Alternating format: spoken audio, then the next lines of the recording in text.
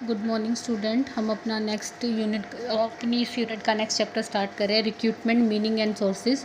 और business study के कोई व्यू नहीं मिल रहा है मेरे को, मुझे नहीं लग रहा कि आप लोग याद करते हो, ठीक है ना। और ये यूनिट पूरी होती है, इस यूनिट का मैं टेस्ट लेने वाली हूँ, तो साथ के साथ याद करते चलो इस यूनिट को, ठीक है। Recruitment meaning and sources. Recruitment का मतलब क्या होता है, हमने पढ़ा था कि जो स्टाफिंग है उसके एलिमेंट में सबसे पहला एलिमेंट क्या था आपका, रिक्रूटमेंट करना। Recruitment means making available person to fill different vacant post in the organization, यानी कि पर्सनस को अवेलेबल कराना जो ऑर्गेनाइजेशन की डिफरेंट पोस्ट है उनके लिए एफर्ट्स किए जाते हैं। इंश्योर किया जाता है कि मोर से मोर, ज़्यादा से ज़्यादा पर्सन क्या करें, अपनी एप्लीकेशन दे और उसमें से सिलेक्शन ईजी वे में किया जा सके। ये एक पॉजिटिव प्रोसेस होता है क्योंकि इसमें किसी भी पर्सन को रिजेक्ट नहीं किया जाता, केवल पर्सन्स को मोटिवेट किया जाता है कि वो उस जॉब के लिए क्या करें, अप्लाई करें, जैसा कि इसकी डेफिनेशन में भी है। It refers to the process of searching for the prospective employees and simulating them to apply for the job in the organization, यानी कि ये वो प्रोसेस है जिसमें जो आपके भावी कर्मचारी हैं, ठीक है ना, भर्ती कहते हैं इसको हिंदी में, जो आपके भावी कर्मचारी है उन कर्मचारियों को क्या करना, एक तरह से एनकरेज करना कि वो उस जॉब के लिए क्या करें, अप्लाई करें। ये एक सर्चिंग प्रोसेस होता है पोटेंशियल अपने एम्प्लॉयज़ के लिए। फिर इसका प्रोसेस बता रखा है कि रिक्रूटमेंट का क्या प्रोसेस है। सबसे पहले requisition of the employees. Requisition of the employees का मतलब क्या होता है कि ये देखा जाता है कि आपके जो एम्प्लॉयज़ है वो कितनी ज़रूरत है, कितनी रिक्वायरमेंट है एम्प्लॉयज़ की। Recruitment process begin with the requirement of the employees. इसका मतलब रिक्वायरमेंट होता है भाई, after the determining the need of the employees in the respective department, the departmental manager bring to notice to the personnel management. हर manager को बता दिया जाता है कि भाई तुम अपने डिपार्टमेंट में कितनी ज़्यादा नीड है एम्प्लॉयज़ की, उसके बारे में एक डिटेल बनाकर किसको दे दो, पर्सनल मैनेजमेंट को दे देते हैं। फिर सोर्स को आइडेंटिफाई किया जाता है। पर्सनल मैनेजमेंट क्या करता है, उसको नॉलेज होती है कि कहाँ से हमें एम्प्लॉयज़ को भरना है, तो पर्सनल मैनेजमेंट क्या करता है, जो भी क्वालिफ़िकेशन रिक्वायरमेंट होती है उसके अकॉर्डिंग ये देखता है कि कहाँ से रिक्रूटमेंट की जा सकती है।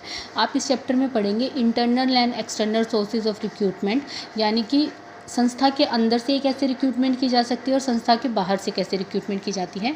तो सोर्सेज को आइडेंटिफाई किया जाता है।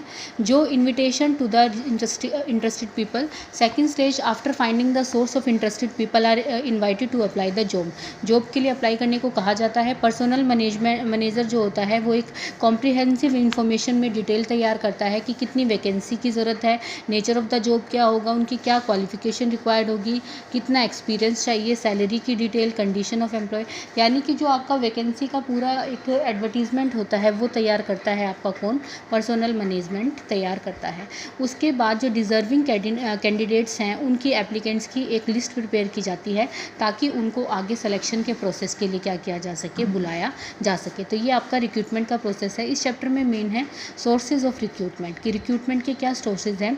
Second step of process recruitment क्या है, आइडेंटिफाई करना, सोर्सेज आइडेंटिफाई करना। तो मैंने आपको बताया था दो सोर्स होते हैं, इंटरनल और एक्सटर्नल। इंटरनल का मतलब होता है संस्था के अंदर से ही कर देना और एक्सटर्नल का मतलब होता है संस्था के बाहर से करना।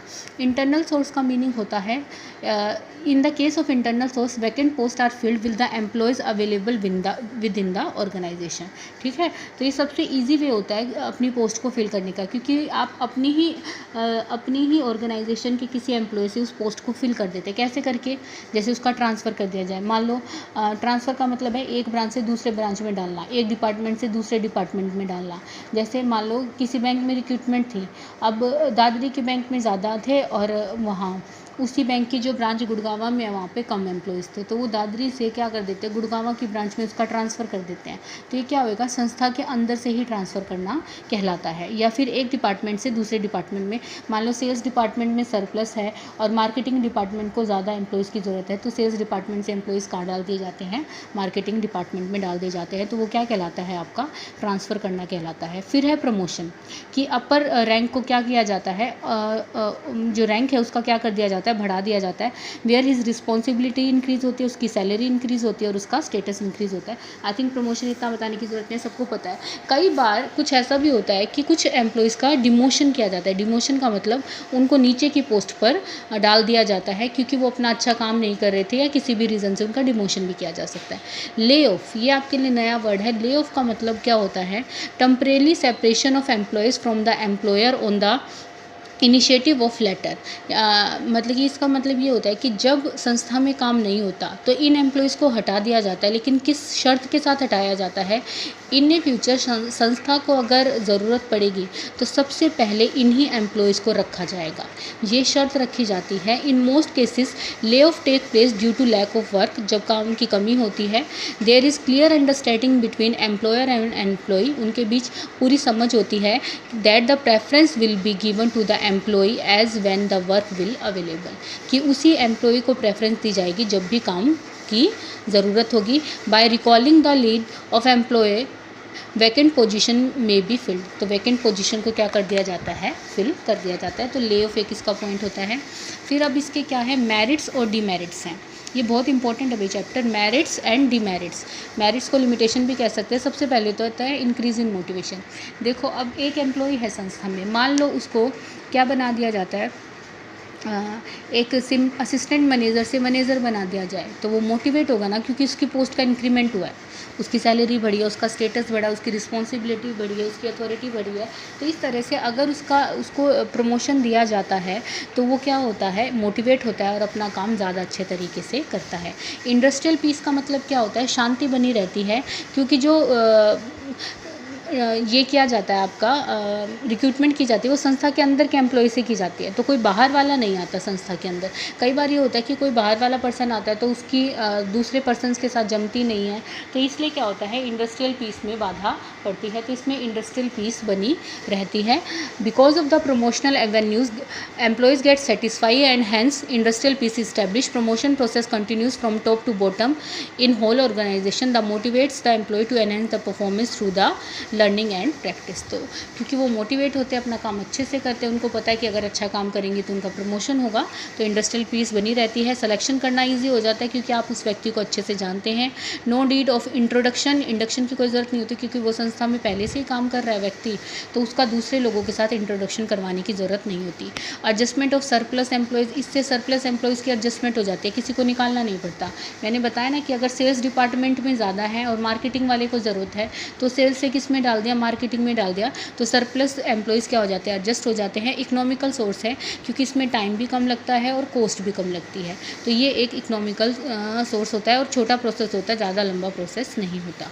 फिर दे रखिए इसकी लिमिटेशंस। लिमिटेशंस का मतलब क्या होता है, क्या क्या कमियां हैं। Stop the entry of young blood. Young blood यानी कि जो नए लोग आ रहे हैं, जो नया एक्सपीरियंस लेके आ रहे हैं, नई टेक्निक सीख के आ रहे हैं, उसको ये स्टॉप कर देता है। क्यों? क्योंकि आपकी संस्था में अगर कोई पोस्ट वैकेंट होगी तो किसको ही लाओगे, अपनी संस्था के किसी दूसरे आदमी को उस पर बिठा देते हो, तो जो यंग ब्लड है वो नहीं आ पाता। Old person run to the organization with the help of outdated ideas and new idea can develop. New idea इससे डेवलप नहीं होता। एम्प्लॉयज़ बिकम लेथरिक, ये इसमें इसका मतलब क्या होता है, जो एम्प्लॉयज़ है वो एक तरह से सुस्त हो जाते हैं। क्यों सुस्त हो जाते हैं? क्यों? उनको पता है कि अगर कोई नया तो आना नहीं है और हमारा ही प्रमोशन हो रहा है, तो उनकी फीलिंग नहीं आती है, कंपटीशन की फीलिंग नहीं आती और वो ज़्यादा एफर्ट्स नहीं डालते हैं। Not available in the new organization, मान लो कोई नई संस्था है तो वो एम्प्लॉयज़ कहाँ से लाएगी, तो उसके लिए इंटरनल सोर्सेज का कोई यूज़ नहीं होता। Sense of competition among employees hampered, ये वही चीज़ है कि जो हमारे प्रेजेंट एम्प्लॉयज़ हैं उनके अंदर कंपटीशन का भाव नहीं आएगा। वो कंपटीशन करने का भाव क्यों नहीं आएगा? When one is confronted with the better qualified employees, this system of recruitment hindrance to entry of better qualified employees, therefore the employees do not get chance to any competition. क्योंकि ये young blood को नए competition को लाने से रोकता है, तो उनके बीच कंपटीशन की भावना नहीं आती है। इसके बाद है frequent transfer hit productivity negatively. अब मान लो बार बार किसी व्यक्ति का ट्रांसफ़र किया जा रहा है, एक ब्रांच से दूसरे ब्रांच में, दूसरे ब्रांच से तीसरे ब्रांच में, एक डिपार्टमेंट से दूसरे डिपार्टमेंट में, तो उसकी प्रोडक्टिविटी पर क्या पड़ता है, नेगेटिव इफेक्ट पड़ता है। आपको यहाँ तक का चैप्टर लर्न करना है, ठीक है। कल हम करेंगे एक्सटर्नल सोर्स।